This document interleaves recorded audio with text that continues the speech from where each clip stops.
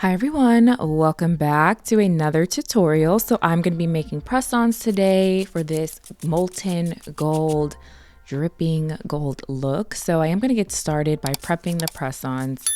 If you're not new here, you already know this routine, but just in case you are, I like to buff the shine off the nails.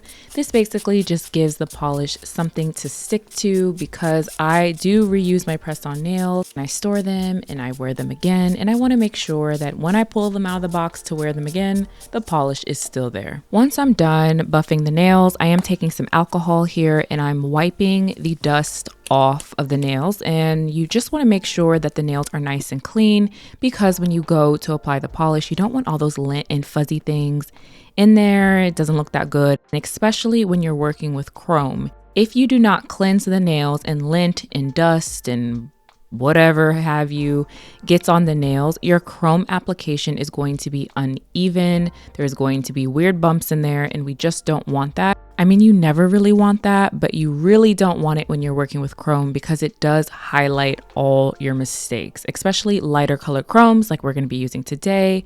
Just go ahead and cleanse the nails. So as you probably seen in the thumbnail and in the intro, this look has two different designs. The first is going to be a French tip. So to get started, I am going to use a base color to do that. I like to use a lot of the same brands when I'm working on a nail design because I want to make sure that they're curing evenly, they're adhering together, all that jazz. And so I'm going to be using Beetles polish today. This video is not sponsored. I just use Beetles polishes because I actually do think that they are a good brand. So I'm going to be starting off by using the Mocha Mousse Cake base coat that I use often on this channel. It's one of my favorites. It looks really good on my skin tone, so I tend to just grab it often. I'm just applying a very thin layer of this to get started. I already know that I'm going to need 2 coats of this because, like I mentioned earlier, I do use this quite often.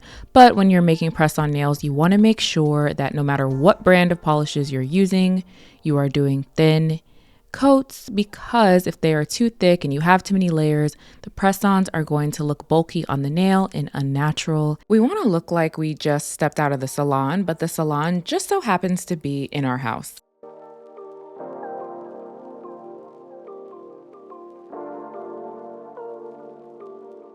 So I'm done applying the first layer. I am going to go ahead and cure these nails in the lamp for about 60 seconds. But while those are curing, I'm going to take the ring finger and begin working on that design. So the ring finger is going to be a bit different because I'm not doing a French tip here.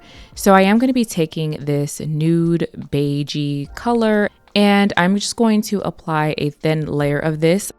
I know this is not your typical chrome application. Some people like to apply either black or white, but I like to use a color that is similar to the chrome color that I'm going to be using. The reason why I do this is because I don't want the color of the chrome to change. When you use black underneath the chrome, it's going to get darker. When you use white underneath the chrome, it is going to get lighter. But if you choose a base color that is similar to the color of chrome you're going to be using, the chrome really doesn't change in shade, or is it hue? I think it's shade. Also, when I'm working with any gel polish, I like to flip it upside down. It gives the gel the opportunity to do its self-leveling thing before I cure it in a lamp. So while that is curing in the lamp for 60 seconds, I'm going to pull out those other nails that we cured first, and I'm going to apply a second layer of that Mocha Mousse Cake. Any base color I use, I am always going to apply at least 2 coats. So we're going to go ahead and knock that out. So as you can see here, this is what all the nails look like painted for their base colors. Now I am going to remove the shine from the nails. So I'm just taking my buffing block that you saw me use earlier. Technically, you could use a matte top coat and place that here, but I minimize the amount of polish that I'm putting onto the nail. So if I don't need an additional layer of polish, I'm not going to place it.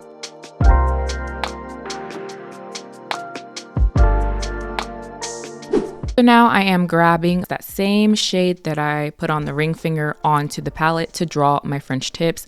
This is just going to give me some consistency and cohesion in the colors that I am using when I go to apply the chrome later. So to draw the French tips in this video, I am just going to freehand it. I'm starting off by drawing 2 diagonal lines, one on each side, and then I'm just going to drag my brush back and forth from left to right until my smile line is up to my standards.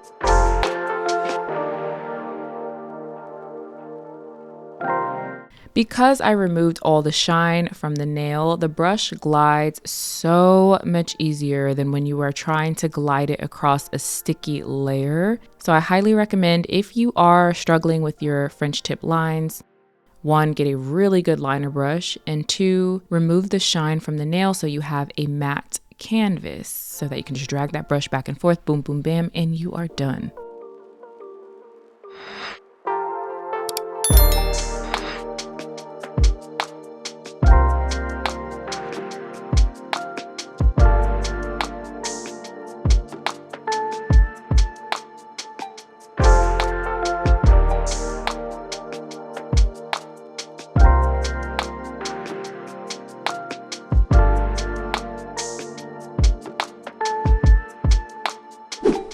So the French tips are done. We are now going to start making that 3D texture. I am going to be using the Macart rhinestone glue. I did try this with builder gel, but this was so much easier to work with. So I'm actually going to get started by showing you how I did the ring finger first, because that is going to be fully covered in that 3D texture. It's going to be the same process I do for the French tips, but this is going to give you a better view. So what I'm doing is taking that rhinestone glue and just making these weird squiggly lines. They're not even. I have no design in mind. I'm really just dragging it in squiggles. Don't worry about this being uneven in the beginning, because you can actually take your brush before we cure and fix the lines, which is what you're going to see me do. But I'm just having fun here, and I'm just dragging it here and there.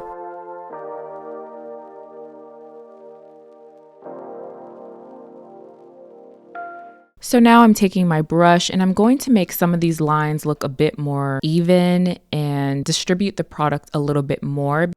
If you have a design that requires you to have very straight lines, you can actually just straighten the lines with your brush, and this is just very easy to do. The brush is just going to glide across that Macart rhinestone glue.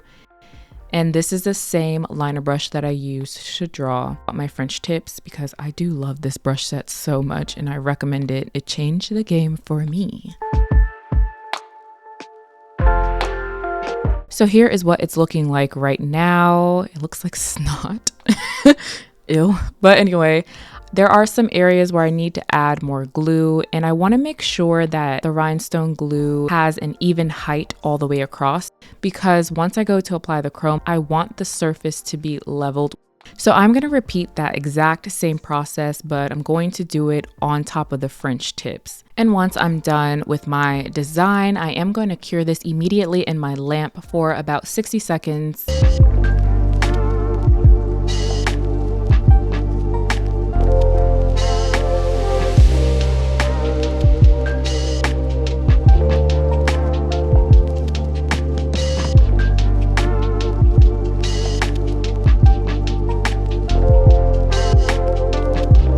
So here are what the nails are looking like right now. It is time to apply the gold chrome to make these golden. You can use whatever color chrome you want for this design.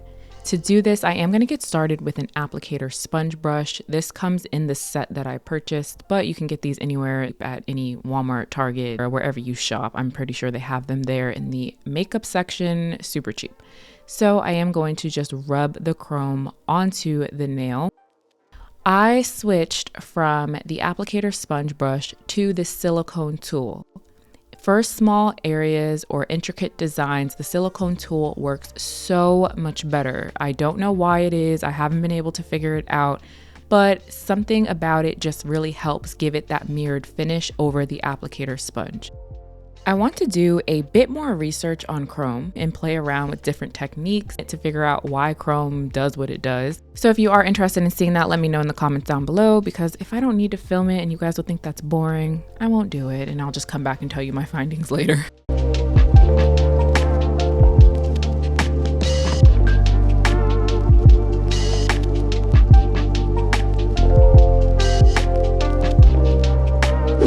Here are what the nails are looking like right now. As you can see, I did make a bit of a mess. The chrome is on the nude parts of the nail and we do not want that. So to get things cleaned up, I am taking acetone and a flat brush to do so.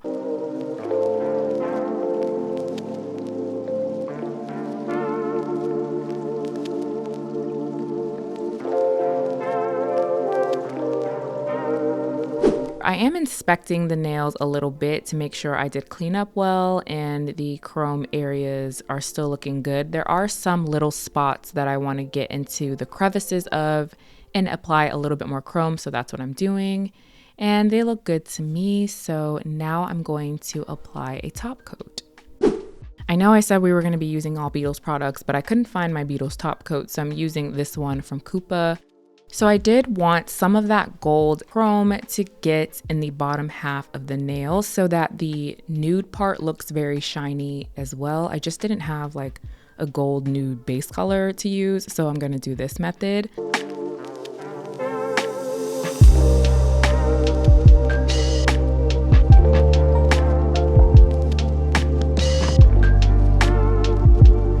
If you don't want your polish bottle to get filled with chrome and glitter and get contaminated, I like to dip the brush into some acetone, wipe it on the paper towel, and then dip my brush back into the top coat.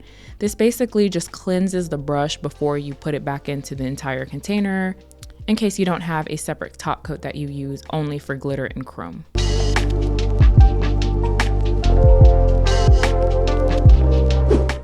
So now the top coat is applied. I'm going to go ahead and cure for 60 seconds.